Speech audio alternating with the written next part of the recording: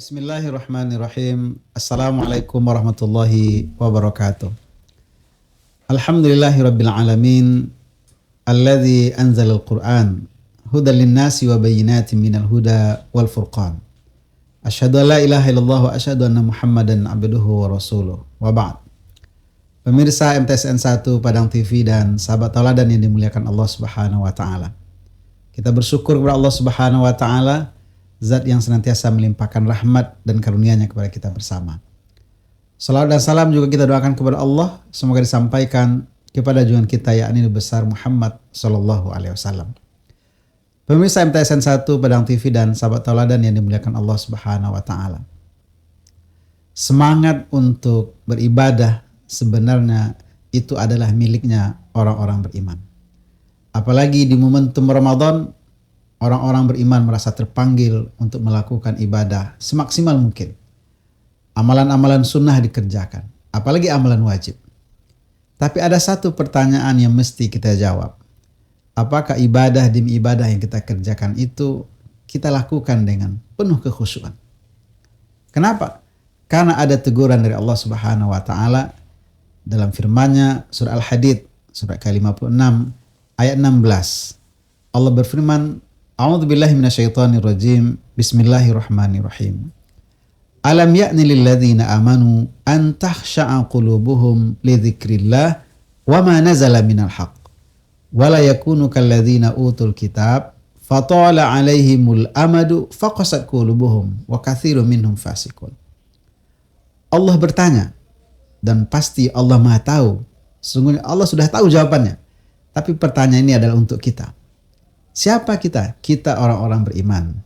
Alam ya'nil ladzina amanu an takhsha'a qulubuhum li dzikrillah. Belum datang jugakah waktunya bagi orang-orang beriman untuk khusyuk beribadah? Pemirsa MTS 1 Padang TV dan sahabat tauladan yang dimuliakan Allah Subhanahu wa taala. Ayat ini sebenarnya menggugah kita bahwa kita termotivasi, semangat untuk beribadah, amalan-amalan sunnah kita kerjakan. Misalnya tilawah Quran, sholat, tahajud, sholat duha, apalagi infak, sedekah, segala macam amalan sunnah. Apalagi amalan wajib. Pasti kita berusaha untuk mengerjakannya semaksimal mungkin. Kita pastikan syarat dan rukunnya terpenuhi.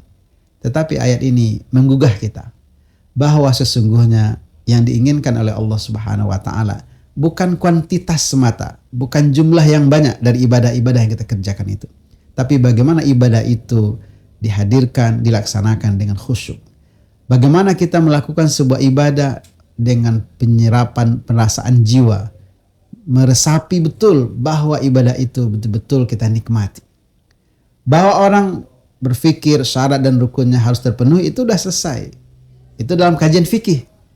Tapi lebih tinggi dari itu. Dan ini seharusnya dilakukan oleh orang-orang beriman agar dia naik kelas, dia beribadah dengan khusyuk. Apa yang maksud dengan khusyuk? Paling tidak maknanya adalah kita mengerjakannya dengan tenang, dengan penjiwaan, betul-betul diresapi. Merasakan seolah-olah Allah Subhanahu wa taala betul-betul hadir mengawasi aktivitas yang kita lakukan. Inilah yang diingatkan juga oleh Rasulullah SAW. An ta'budallah ka'annaka tarahu fa illam tarahu fa innahu yarak. Itulah makna ihsan. Kita beribadah seolah-olah Allah ada di depan kita. Maka pasti kita mengerjakannya dengan tenang, dengan penjiwaan, dengan betul-betul meresapi. Dan itulah kekhusyuan, paling tidak hadir dalam jiwa kita. Kita merasa diawasi, maka pasti kita mengerjakannya dengan semaksimal mungkin. Dan itulah yang diinginkan oleh Allah Subhanahu wa taala. Pemirsa MTS 1 Padang TV dan sahabat teladan yang dimuliakan Allah Subhanahu wa taala. Bagaimana ini bisa kita hadirkan dari ibadah-ibadah yang kita kerjakan? Misalnya kita sholat. Bagaimana kita bisa khusyuk untuk melaksanakan sholat? Langkah pertama yang mesti kita usahakan adalah kita paham betul apa yang kita baca.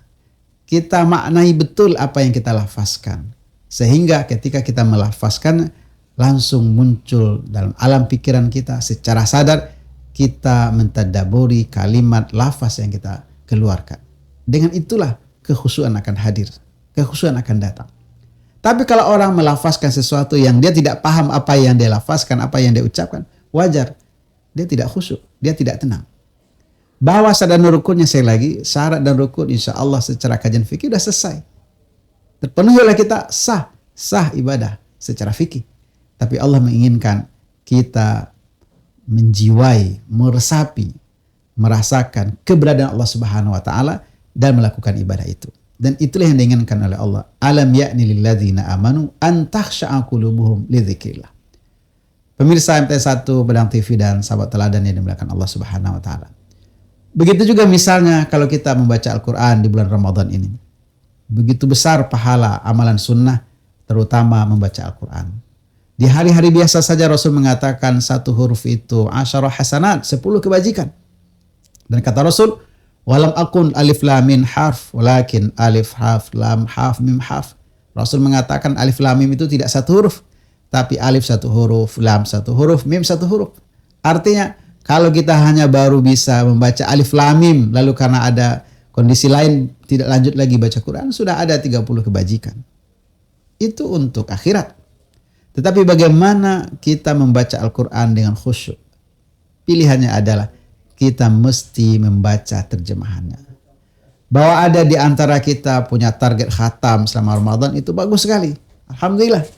Tapi ada yang lebih besar dari itu. Ada yang lebih penting dari itu. Bagaimana kita mentadaburi ayat demi ayat yang kita baca. Dan itu bisa kita lakukan dengan membaca terjemahannya. Kenapa? Karena salah satu keistimewaan Al-Quran diturunkan dengan bahasa Arab. Dan kita mungkin tidak mampu memahami bahasa Arab. Maka pilihannya adalah dengan membaca terjemahan.